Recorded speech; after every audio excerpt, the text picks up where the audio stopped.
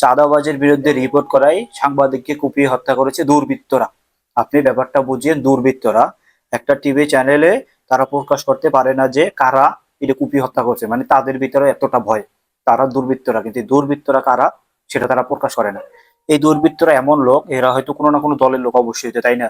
কারণ চাঁদাবাজি যারা করে এরা কোনো না কোনো দলের লোকই, যে হোক কোনো না কোনো দলের লোকই।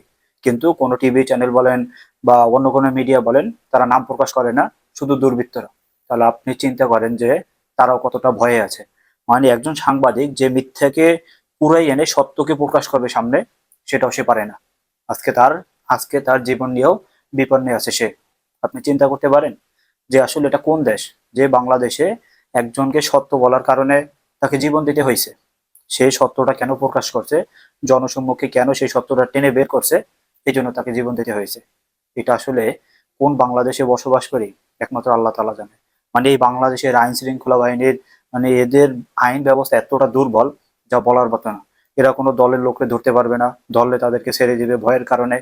মানে এই দেশে সাধারণ মানুষের জীবনযাপন খুব কষ্টকর। বুঝতে পারছেন? এদের বিচার একমাত্র এই উপরওয়ালা করবে ভাই, এছাড়া কেউ করতে পারবে না। এই যে কোনো না কোনো দলের লোকই তো অবশ্য করছে, তাই না?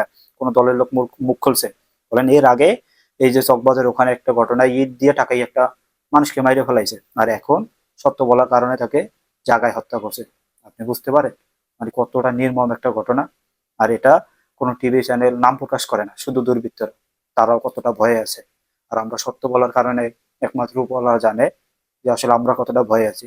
তারপরে ভাই সত্য বলে যাবো ইনশাল্লাহ, যতদিন বেঁচে আছি। আর এইসব যারা কাজকর্ম করেন, আপনাদের উপর আল্লাহ লানত করুক।